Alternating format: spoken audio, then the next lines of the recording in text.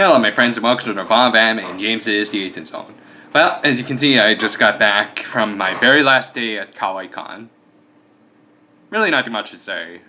Yeah, for anyone who's gone to a con, your last day on Sunday is usually just there to get some last minute shopping done and get some last minute photos.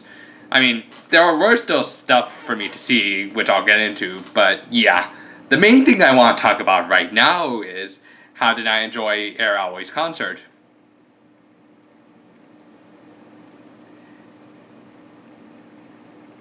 I could hold that smile for a few more minutes, but I shouldn't.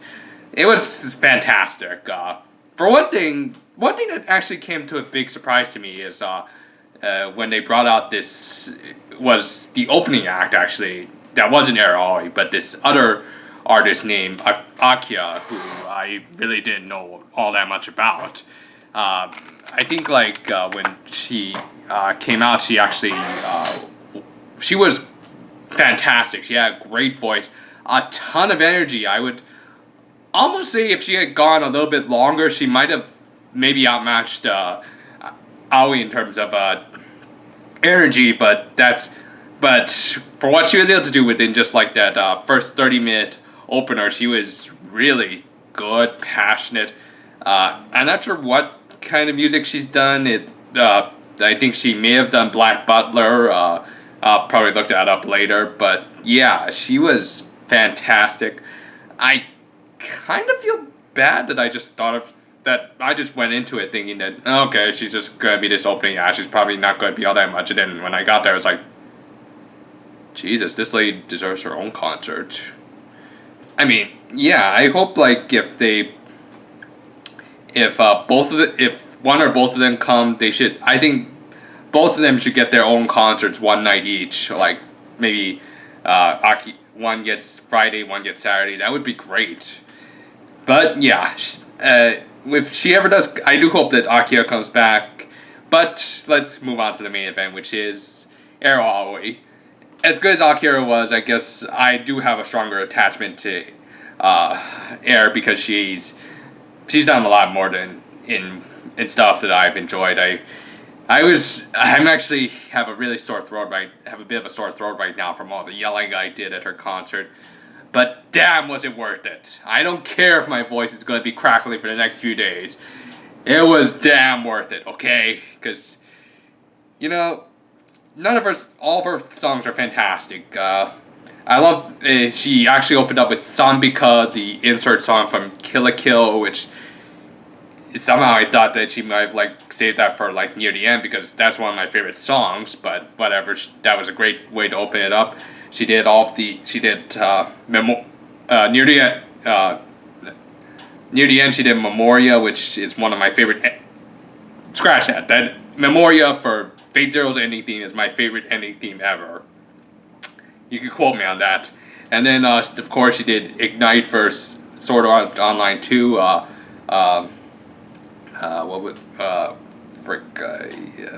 was the name of the... Not Crossing Fields. Sorry, I just need to do a quick Google search. Innocence. Stupid me. Innocence, and of course, topped it all... did she? And of course, she topped it all off with her. No, wait, she didn't top it with that. What did she?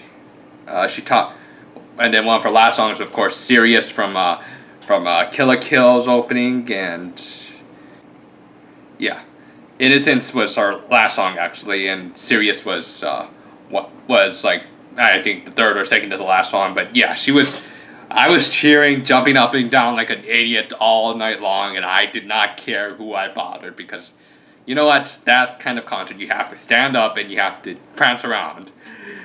Which, okay, to any Kawaii Kon staff listening, next year can we maybe have a third less of the chairs that we had this year because, at a concert like this, you should really try to keep the middle part of it open so that people who want to stand up all night can stand up. Because why was there chairs filling the entire auditorium? That was not good. You need to for a concert like this, you need to move out all the chairs and then just have the middle part all nice and wide open for everyone to prance around in. I mean, they did that. I think they did that last year when they brought in Hironobu Kageyama for last year, and people were able to bounce around and do whatever they want because Kageyama's awesome.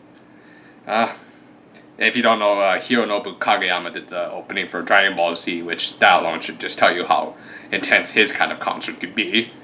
And Eir Aoi was no different. I wanted to actually have a lot more space than we had. The chairs just were really in the way. People were standing on the sides of the auditorium, and they had to just cheer from there. Now I felt bad for them. I mean, jeez. Next year, I hope that they just remove a lot of those chairs, and you can have chairs in the auditorium for people who need to sit down or just feel tired. That's fine, but you should also keep as much of the middle part of the auditorium open so that people can bounce around. That's the whole point of a concert. In fact, as soon as Eir Aoi came out, she got everyone, most of the people in the auditorium to stand up. Sorry, my nose is itchy. To stand up and dance around, and yet the chairs kind of got a little bit in the way when everyone's all scrunched together like that. Okay, jeez. Sorry you had to go on a little bit of a rant there, but yeah. Something to improve on next year, or actually they did right 2 years ago, so whatever. So moving on to the actual Sunday stuff, about the only really notable thing I did besides this closing ceremonies was there was this panel where they had Ask an Anime Character. You might have had in your own anime convention, but for those who haven't, Ask an Anime Character is basically one of these events where they take where they put all the guest voice actors in the back, and then have them have this screen where they have all of the handful of the anime characters they've played on the screen, and then they just use these picture stills. They bring up these picture stills of these characters, and then have the actors voice the stills and basically answer questions for anime fans. It's mostly there just for parody and just to have fun, because usually at these kinds of things, the characters that they include are usually flanderized to all hell. Since they had Bryce Papenbrook, as I mentioned yesterday, they basically had Bryce I think Bryce himself just wanted to completely flanderize Aaron's anger issues by basically turning him into the Hulk, kind of, and then, alright, maybe not the Hulk, not, because the Hulk doesn't scream as much as Aaron, let's face facts. But yeah, they basically had him play Aaron like a screaming idiot. They had a bigger screaming idiot than usual, just to clarify. They had Cassandra Morris play Kyubey as kind of how should I put this? So, pedophile. Yeah, pedophile. They made Kyubey into a pedophile. And then they had Carol, who was pretty much, you can't flanderize that character anymore, and he already is. Natsu from Fairy Tail, and then a few other characters. Leafa from Sword Art Online, and what was the name of that character? Nay, I think, was it, from Blue Exorcist? Sorry, let me... Yeah, Nay from Blue Exorcist. She... funny thing is that...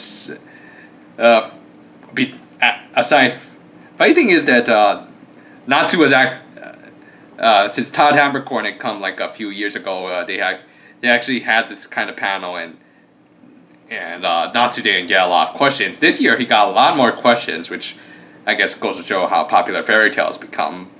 But yeah, they had, I think Natsu had the most questions. Maybe the second most was Kyubey. Let me just say this, I love Kyubey in this panel because, my god, Cassandra Morris, who really just made up a lot of the... Since this was basically stand up. They just made it all up. The actors all came up with it on the spot, and I think Sandra Morris just completely delivered on making Hubie like just this total pervert who was like out to make contracts with teenage girls out of and just ignore everyone out, ignore all the other guys. And it was just a ton of these kind of panels are usually just absolutely hilarious. They're usually, and to me, they're usually both the best and worst panels I usually go to every year. I mean, for one thing, they're hilarious. On the other hand, the Fujoshi. Oh goody, the Fujoshi who have to ask like questions like, when is Aaron gonna hook up with Levy? I think they asked it the question about 5 times at least. They asked when was Aaron going to hook up with Levy, or if their relationship is canon already. I'm not interested in that kind of stuff, so let's just move on from that. It was a hilarious panel. After that, I mostly just went around shopping, taking pictures, and then let's see.